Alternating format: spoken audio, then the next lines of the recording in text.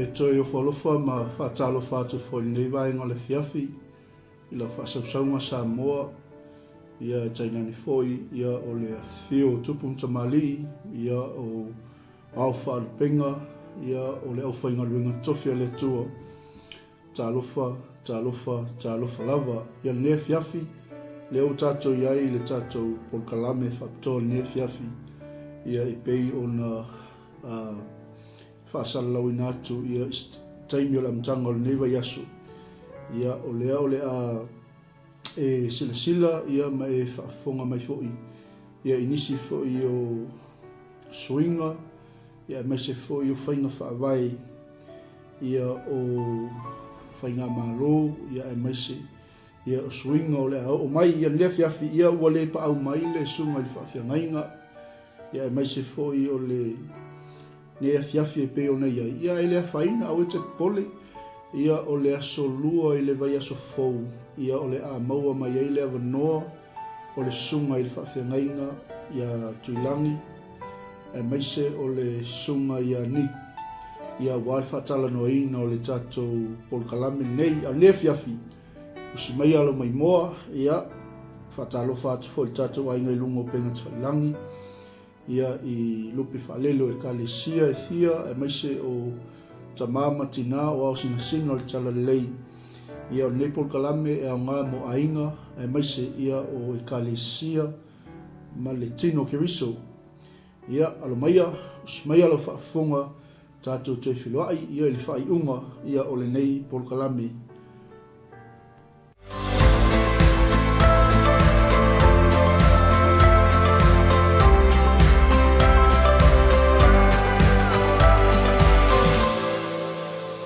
Ta upu taua mo Aiga.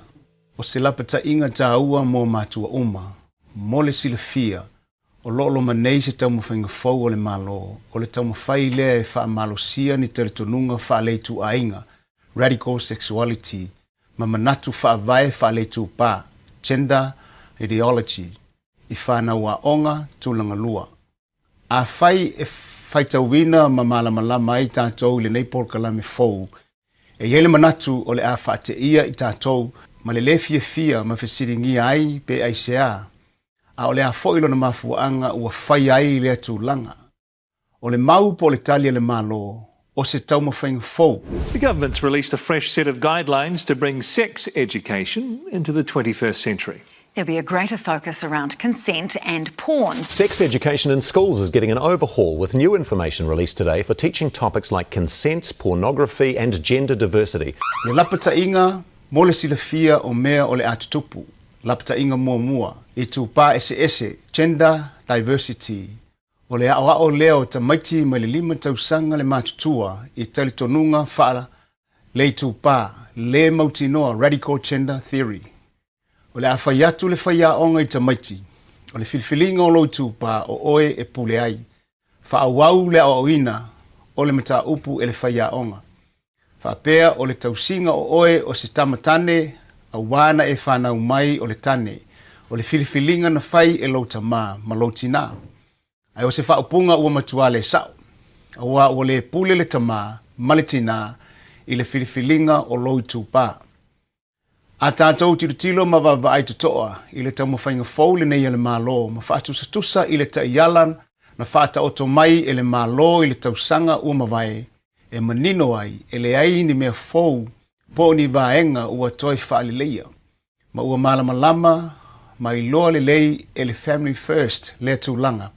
Wa ua uma o na mātou ilo ma ili Polokalame uma e lua ma whaamaonia ai le ai o se senga o le taiala tuai ma le tau mawhainga fau le nei lea ua whata oto mai nei le malo. Ma o se mea ua tatau ma ono mea o na tātou toi tirutilo ma ilo le tau mawhainga fau le malo e wha maoni ai pe iai pe le ai ni mea fau o iai. Aisea matuai e tatau ono o tau matala a wā puipuinga o alo ma whanau.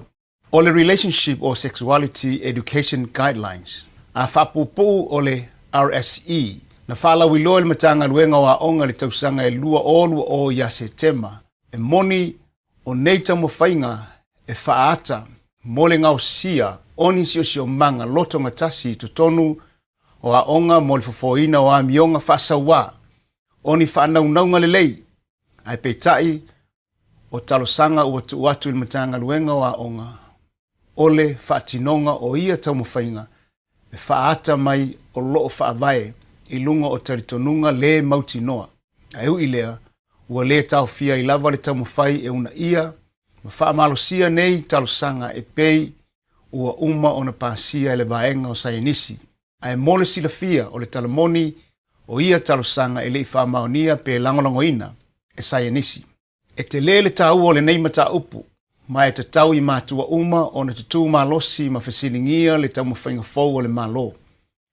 O se mea matu ia ma le whetaui, a wā o le nei mata upu o le au oina ai whanau a onga tūlanga lua. O le au matautia a fia suilo tūpā ese le whaingo fie. Pei o suinga lo ofu. O le a whata ia foi whanau teine, a wā o le a whatanga ina tamatane. Na whanau mai o tane la tau te whaonga ina potu sui o tamaitai, ma la tau whaonga ina ofu o tamaitai. O iai foi le whatangana, a le taumawhainga fau le nei ale malo, mawhai ai ele tamaititi pe a manao ai o na suilo nei tūpai le teimi o a onga, au noa malelongoina o mātua. Te maua wha malamalamanga, mau ililinga le mātou li poti ua uma o na tūsia. Tu tonu o le taiala fau mo tamaiti a onga, tūlanga lua, ua wha malosi ai tū nei. Le whaonga ina o ingoa masui nauna manao iai le tamaititi, lua, o a onga ua te tau o na tāpena ina a wala mawhai ai tamaiti o na filifilia, fali ese mapotu sui ofu whetaui malona I tūpā filifilia.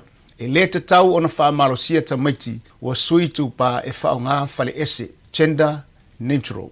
Le whailonga tangata, te tau o na tuu le whaitalia la tau te whaonga le fale ese tane po le fale ese teine. Tolu, te tau I whaiaonga o na whesilingia, ma whaatala noa I tu ainga o wha sinamanga o le tūpā. Whaataita inga, le taritonunga ua na o le lua I tūpā o le tangata, tane po le teine, I le teimi whatoa whanau ai.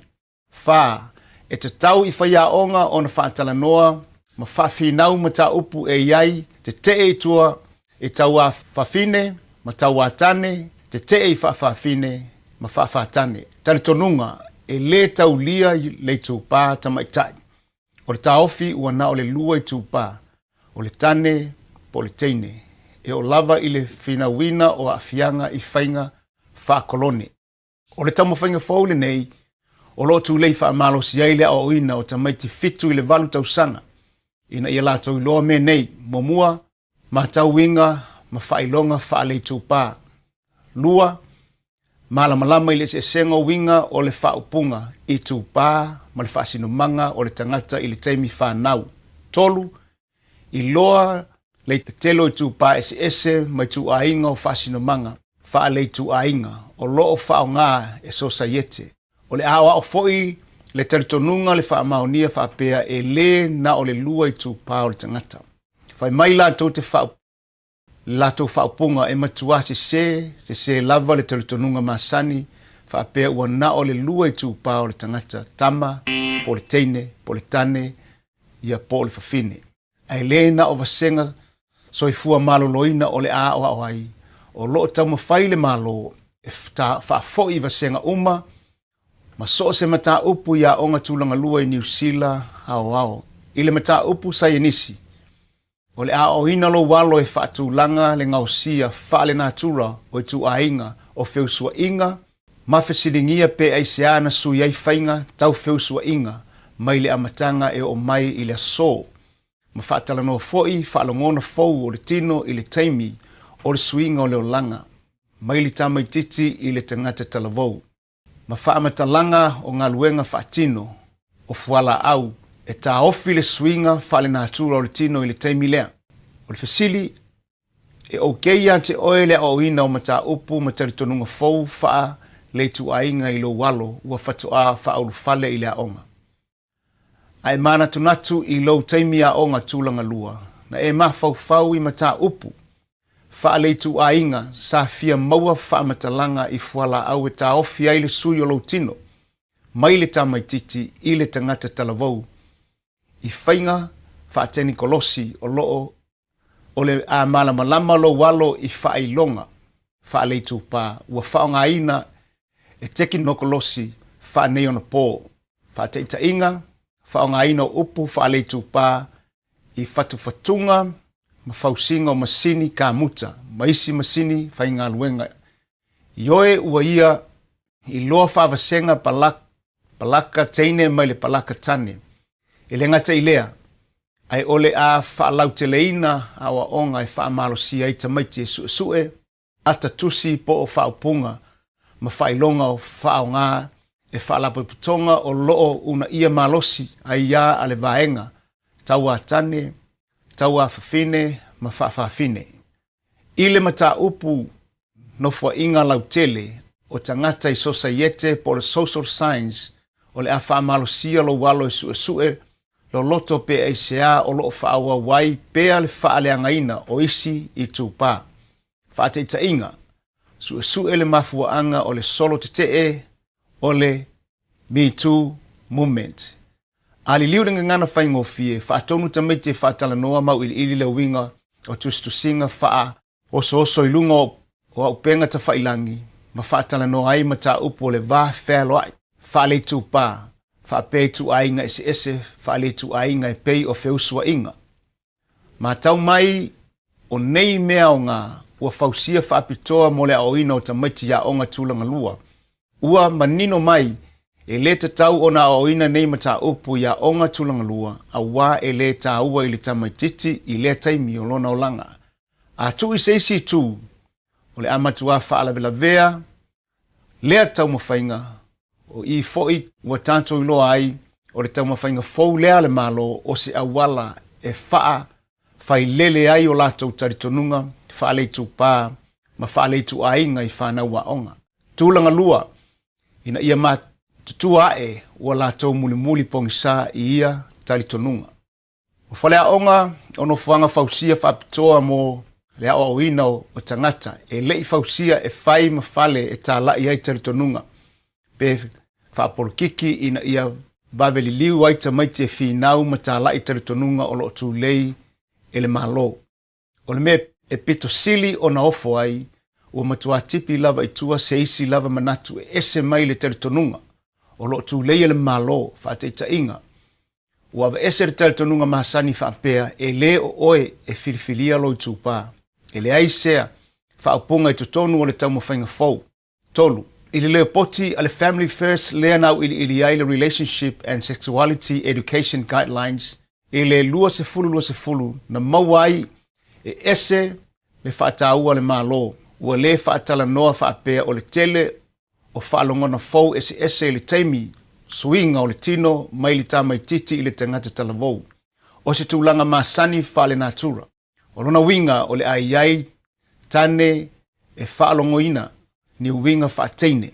O le ai foi teine e whaalongoina la ngona whaatane. Paulava o le o langa tupu wae, masani o le tangata, mai o se tūlanga e o uma I ai tātou ma ua iloa, e te aloa lea taimi, e toi manino lava le tūpā na whanau mai ai le tama po le teine. Ai panga lea e ese le tū ua whaataua le malo, o le whaamamafa, a le tau mawhainga fau, o le ao o ina leo o lo walo, whapea o ona, whaalongona fau, mafua mai swinga o le tino, masalo ona ua se selo na I tūpā, pe masalo ua se se le tino, ua whana wai. O le aunga o le tau mawhainga, o le whaamalosia leo le mafau o le tau maititi e tali, o ia langona fau o musumusunga a lona tino, e se lona I tūpā, ma ua te tau, loa ona sui I le tūpā sao. O loo mai tau nei, a o onga I mea o ngā mo tamaiti. Tausanga fitu, ma le tausanga valu. A onga mawalalo o iei tau mawhainga e whaeloa I tamaiti, o langona o suinga o le tino e iai po ngai mai homon vaila au fausia le tino mai masina. Tupu le tino, whanau tama ma le mafuaanga, o vaenga ese whaelei tūpā. Ile whenumiai ma le whaititia o a onga, e whaamala malama ai le mata upu o le tūpā I le taimile nei, e iei le langona a whai tātou te le whesilingia ma tātou le whinau, ma le manatu ma mawhai whaatala noa winga ese whaale tūpā o lona winga, o le a whaamalo si atili le matanga luenga o a onga, le whaawau o a onga, o lo tū lei e le tau mawhainga fau le nei e le malo. O le ala le unga o ia whainga mo le lumanai, o whanau, o le tali, o le toʻatele o tātou whanau o le amafatia o lātou o langa. O le ase tali pe a fesiligia i tātou le numanaʻi e tātou whanau. A whaina o tō iloa ma malama i nei tu aiga o onga e whaaleanga ai mātou o langa ai sea la na tau le fina wai e taofi. A tātou tepa vave i ni upu ma whaupunga o i le lisi o upu ese o le a whaonga i a onga tūlanga lua. A sexual, tangata e le aini langona tau whiusua inga, ai i iai langona whaalei tu ainga. Bisexual, tangata e iai langona tau whiusua inga moitu pae lua, teine po le tama. Cisgender, whaasino manga o se tangata e tutusa whaalongona ma le tūpā na whanau mai iai, whaateta inga whanau mai o le tūpā tane, matua ifo tau tino mai o ia o le tane. Heteronormativity, tale tonunga o whehusua inga moni, ua nā o le tane ma le teine e whaia. Intersex, tangata ua le manino po o ia o le teine po o le tane. Non-binary, pilfilinga le tangata o ia e le o se teine, e le o se tane foi. Pansexual, tangata e iai langona tau whiusua inga, so se tangata mai so se tūpā e le popole, po le teine, po le tane, po le a foi le tūpā. Sex assigned at birth. Whaasino manga o le tangata i le teimi whanau. Transitioning, tau mawhainga, ale tangata e mawhai o na ola i le tūpā ua ia filifilia. Transsexual, o se whaupunga tuai mo se tangata ua whai, pōfuafua e whai se tautonga e sui ai lona i tūtino, ina ia o ngatasi ma ona langona whaale tūpā, whaafine po le whaafātama. Ma o le manatu lea o le malo o ta maiti uma mai le 5 tausanga, le matua o lo fia iloa le winga o whaupunga ia, ai awane ingalo e li liu foi i ngana Pasifika. Atukuki, Tonga, ia Samoa. O le fisili, whamata e mana umia a inga Pasifika e whaatino ia o onga. Na whaalawilo atu el Polokalame taluai nei, Macblock ua whaapamalo si ai e le matanga luenga o a onga whaupopo o a onga e taua ai tūpā whaafine mai tūpā whaafātama.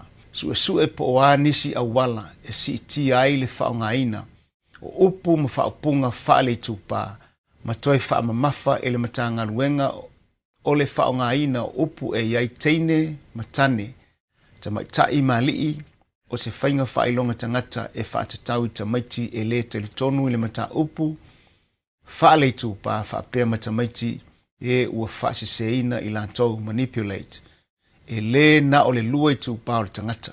O le whaatonunga ua uma o na whaa pepa e le matanga luenga wa onga, ai le o se matanga luenga o ni telitonunga fou.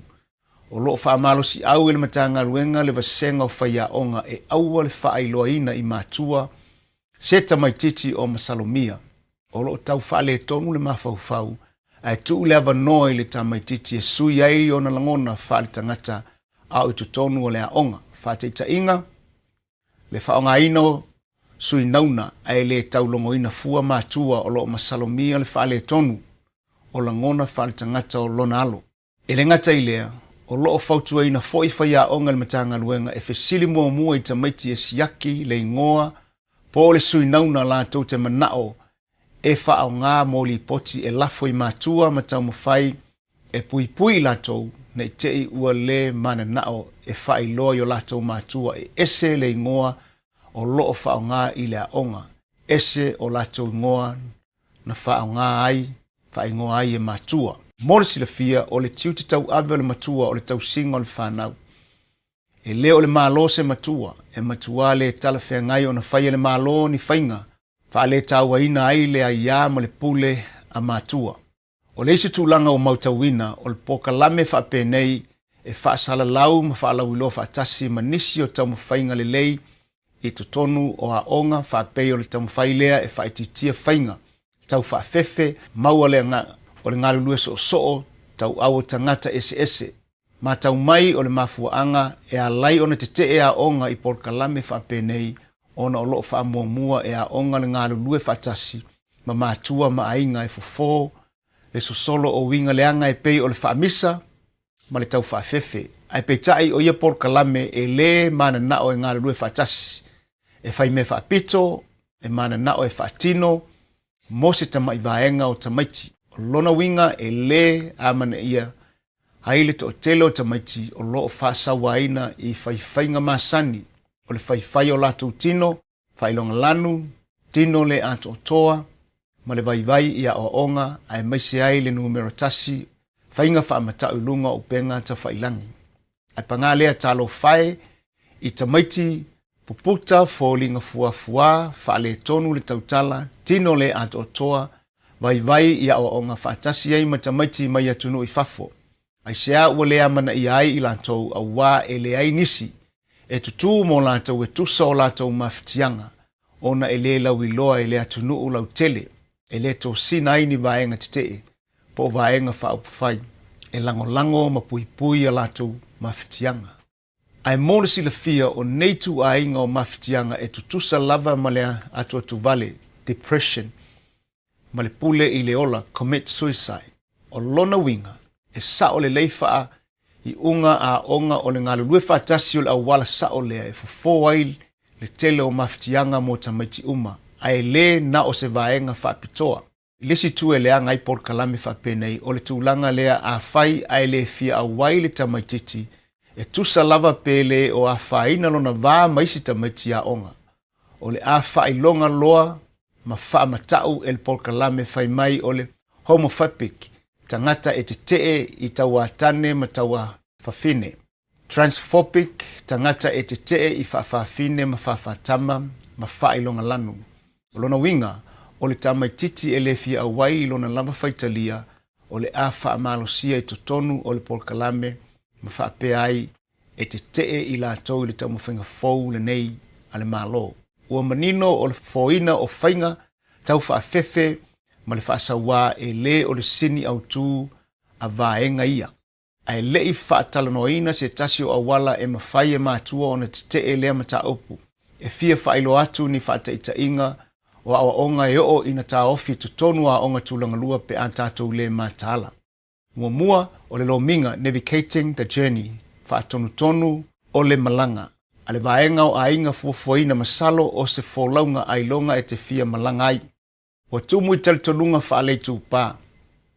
Nei mata upu, ma o onga e te tau o na tātou whasilingia, ma o ia foia o onga e te tau o na whai e mātua, e le o whai a onga. Tangai i whaataitainga mo nei a o onga. Arm, legs, feet, bottom, stomach, chest and breast, etc. Mata upu mo ta maiti whatoa whaulu i a onga tūlangalua, malea o ina fo'i o upu ua li liu i le whaamaoli, with naked bodies of females and males.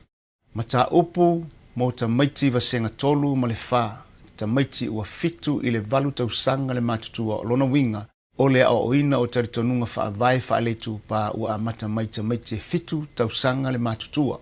Learning sequence. Amata o na awai ta maiti i upu nei whaasino manga o le tangata i tūpā taritonunga masani ma mio o i tūpā i ta maiti. Whaasino manga o le tangata o le whaasinonga o vaenga o le tino o le tangata e iai tūtino sa, cornets, tō tonga i ngau si ai le fua o le whawhine, ma le fatu o le tane maisi. O le whaasino manga ma le tūpā o le tangata ua te tau, ua lātou whaapea mai e masani, ona whenumi ai le o mea lava e masani, ai mole silafia e ese mea ia e lua.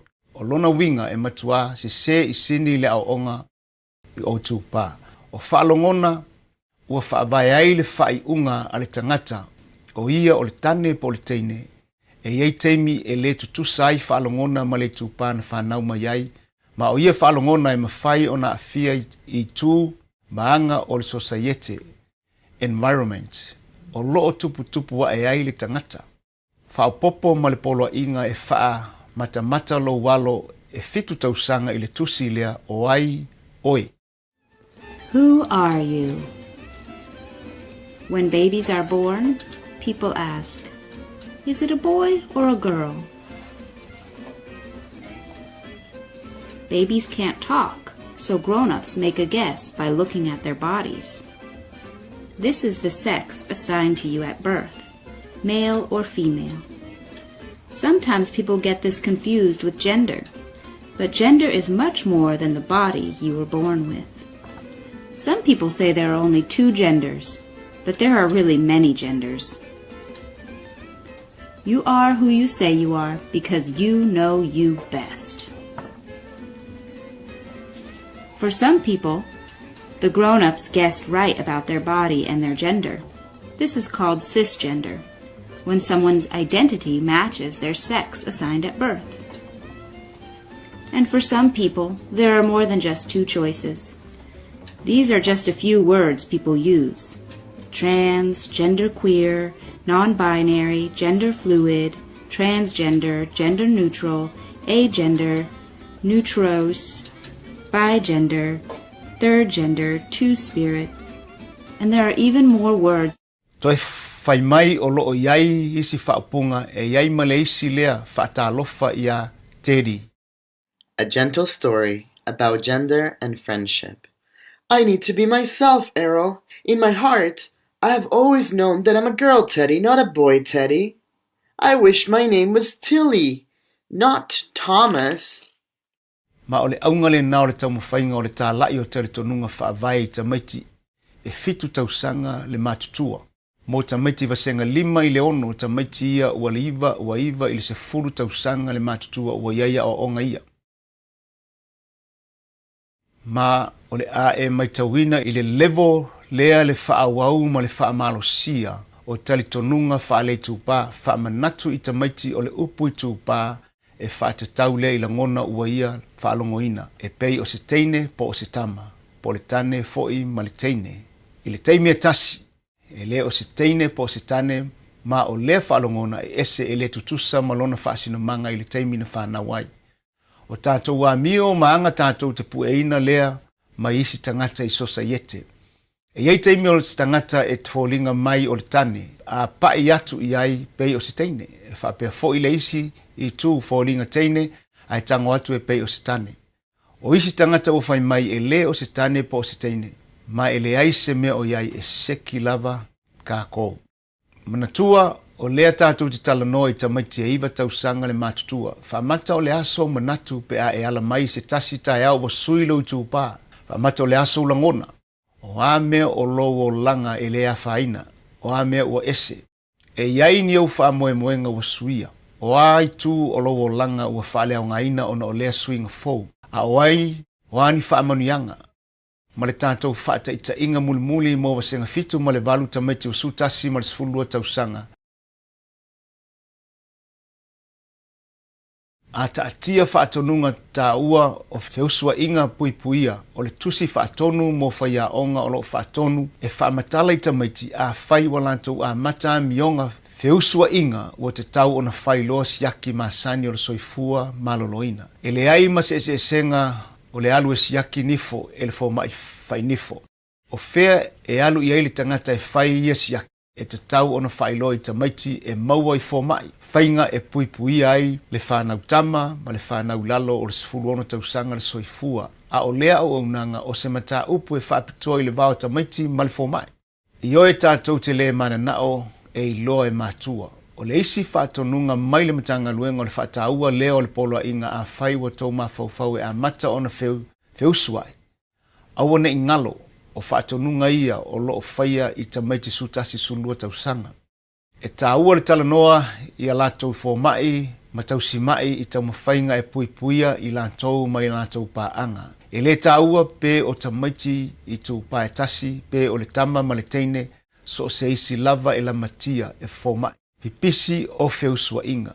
Ma tau o unanga e le aise totongi i lopito nuu ma whailoa i tau tamaiti a onga sutasi ma le sifurulua tausanga. Mo tamaiti talavau fatoa a mata i kolisi po a onga mawalunga o i tu a inga faa maumaunga activity cards fa penei. O e fia awai pea i le malanga ale ofisa o a inga fuafuaina.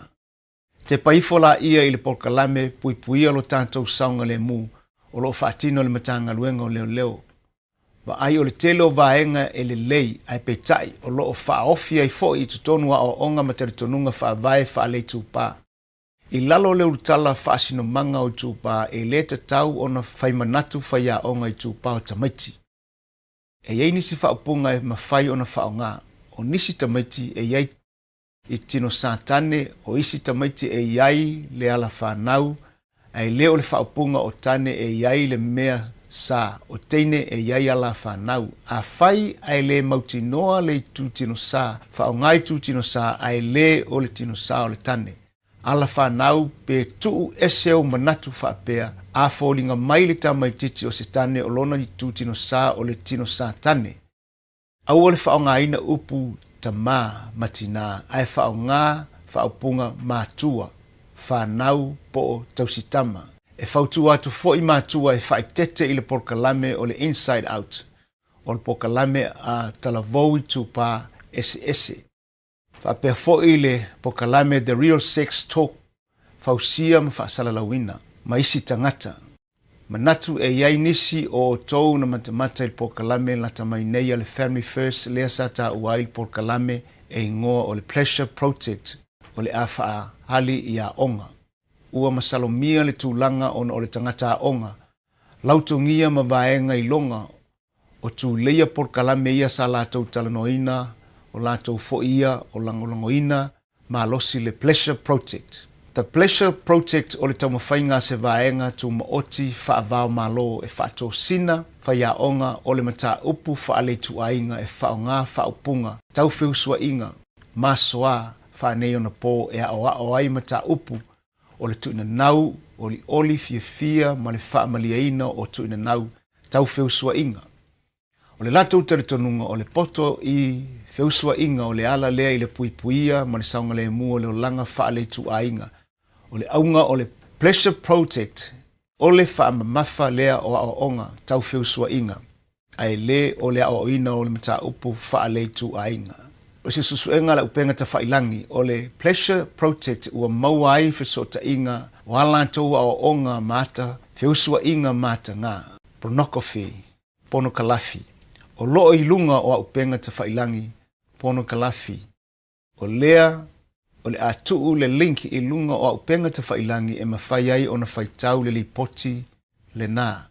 Ai ose popolenga siri I le maitau atu, o le tuuina atu whaamalosia I tutonu le matanga luenga o aonga e tangata aonga lautongia ma vaenga I longa. O nei taritonunga whaaleitu ainga le mautinoa. O loo sao lava whainga ale vaenga lea I le taiminei. Ai ui I lea. E tasi se tala fia e lei whaamalosia pe whaatula whanoina ia tau mawhainga. Ai mo le ale umi, a wā e toi ilo le malo le mata upu I le lua fe lua wha. Tā toute I loa o le toa tele o aonga, la toute le mana o mia, le tau mawhainga fau o le malo. E whawhewhea o na tātou tali I ai. E whawhewhea o na puipuia le matua lana tama mai tala ina matali tonunga whapenei. Ua iai nei le mātou tusi responding to the transgender issue parent resource guide o se tāpenanga na whausia mo mātua e whaasosoani e whaamatala ma whaamalamalama vaenga ese o le mata upu matalitonunga tau whiusua inga whaaleitu pā. O vaenga lango I whaafine o loo tūlei malosi whaasalalaunga I tamaiti la iti e te tau o na sui o lātou tino ina ianga tasi ma lātou langona.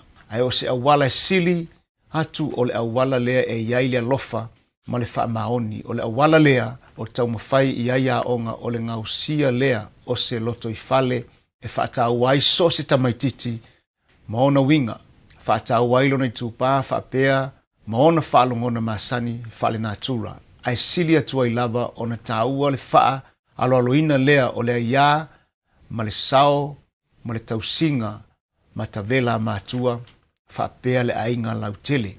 O le tātou tusi ta iala lea ua ngausia e whaamatala I whainga whaavai o le tūpā whaafine, whaafātama, whaapea maona taununga. Ma malamalama I awhianga o tūlei whaamalosi o whainga whaavai whaafine mai tūpātu whaatasia I tutonu o aonga. E whaamatala u ili ai lea ia a mātua whaapea mai ia a alo ma whanau. E whaupenga ina ai mātua I a latou whanotanga ma taitai o aonga I le soalau puleina o loto I fale whaataua winga whaaloalo ma le saunga le mū. Se tau mawhainga e whaatu ai ni whainga whaavai e tausi le fi le mū ma whaataua manatu malangona o whanau. E o ngā fo'i mo a onga, o lo iai fautuanga e sosoani le tausinga o le vā whealoa i mamatua, i le whaatalonoina o lea mata upu, whaavai lunga o le whaamaoni ma le ami o tonu. E tele tu ainga manatu, ma fautuanga mo matua o lo sa ilin au wala e whaatalatala no ai a onga i le whaangaluaina o lea whaamoemoe, e maua kopi o le tusi, ta iala i le matou au penga ta whailangi. Matua, ta mamatina matutua whaapea tausi ainga o le tatou ta iala, plan lea. Whaafsotai, lea onga lautama ma fesili po o amata upu o loa oina. Lua, mataala mai tau le lei mea onga a lautama e au mai e whai le fale. Whai tau mea onga po aitu ainga poloketi o loo whaatonuina e wha uma o na whai le fale. O se tasi lea o i tū le lei. O le tapunia o le atunuu ona o le whamai.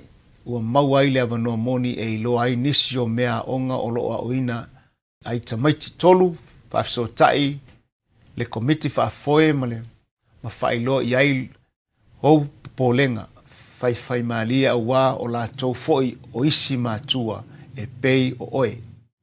Wha, fesili i lau whanau po a o onga o whaia i mata upu tautu pa whale tu ainga, whapea lo la tau wā maisi, 5, a whai e le fo ia o polenga, aua ne ingalo e ma whai i lalo le tu la fono ona e ave e sea lautama ma vasenga o loa o ina ai mata upu ia.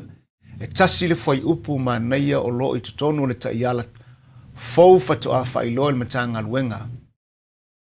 E whapea e leo se whainga le lei le tuuina atu o tiu te tau ave mo le RSE po se isi lava unite o a o onga. Whaara le soifua maloloina na e whaatino e kampani mai fafo o le matanga luenga. O lona winga ma neia tele ua tau fia i fafo atu o potua onga. Waenga ma whaapotonga e iai le Inside Out Family Planning ma le Rainbow Youth. O nei Polokalame whaapitoa le malo mota maiti la iti e whaaleanga i nai le tāua o tiu te tau ave ma le matafa ioi a mātua o le tau singa leo whanau. O nei Polokalame o lo tu lei whaamalo si aita le tonunga ale malo whaapea e pule lava le tangata i lona whaasino manga.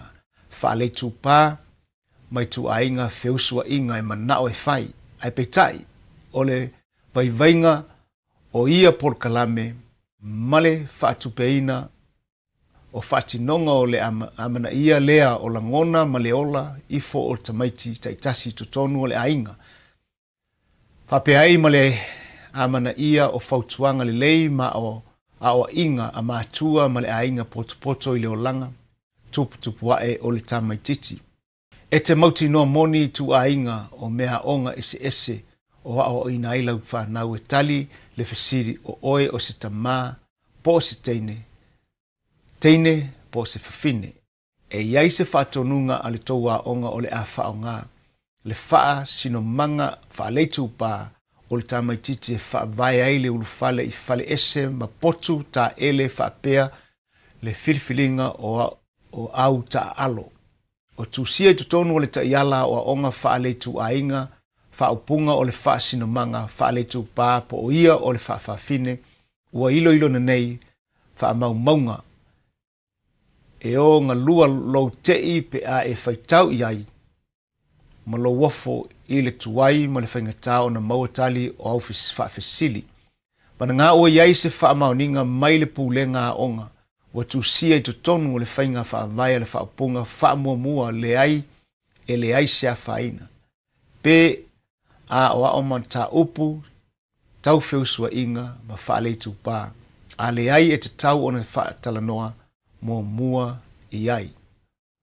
Oe maisi mātua o le aonga, ma whaamaunia i se tusi, le whaasaina o tusi, ma mea onga, whausia e vaenga whaapei o family planning ma Rainbow Youth, o na whaonga i tutonu o vasenga. A le mawhai o na whaamaunia le tūlanga. O lama tau lapata inga abe ese lautama mai vasenga manatua lapata inga tātou mātua yasola e sili le puipuia i loo le tonga whitia. A whaifoi e whaafaigatā pe tuai o na tali atu le aonga pe te e foi e tali iau whisili O le fua mumu le nā o lapatainga. Ona o lea ua e mata ma whaalongo mai i le tātou ata le nei. E mauti noa ua matua le fia vaenga ma tangata i longa o loo lango matu lei malosi le taumawhainga fau. Ale malo, ana whaapea o ni taumawhainga le lei o loo la tautu lei ua leva ona whaafiso tai ma whaatala noa matua aile ai aisea a wala taute le mana nao taute iloa pe malama ia lato fautuanga ma Polokalame tau whaofi i le malo. O oele matua o lou leo o lou tiute o lau mata whaioi o le aoina ma le whaatonu o whanau i mata upu nei. O lona winga, tu malosi mai whaatalanoa ma whaatonu lau whanau i mata upu. Whaale tu ainga, tau singo le ba, winga le whaapoiponga, whaaloalo, lea ia ma le loto malie o le whanau iti. A iaiso manatu le tātou mata upu, tu mai a langa ma le leo tele. Aua le whaa, aina le whaitutoa e sao mai aia o onga whaale tu pā, ma whaale tu ainga, a tangata nei. O lātou manatu ma taritonunga e vāva ma mao mai tātou. Mo le puipuia o whanau, tātou tutu whaatasi te te ere tamu whainga fau, ale malo.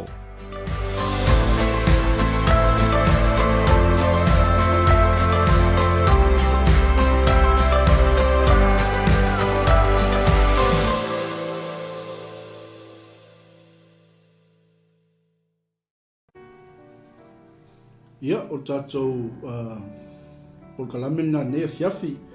Ia, natu ia o le a tātou wheloa i le verse fau le asolua. Ia, ma le sunga i whawhengai ngai atu i langia me se foi o le uso au auna ia nik. Ia, wale whaatalatala noa ina, ai maise o le whaamalamalama ina atili. Ia, o nei whainga fau, ia o lo wanga i mai. Ia, ai mai atau nei, ai maise pulenga tātou Global Kingdom TV. Whaamanuia tele le tua i le tino ke riso. Ai maise sa moa le atu no pele, soifua mai manuia.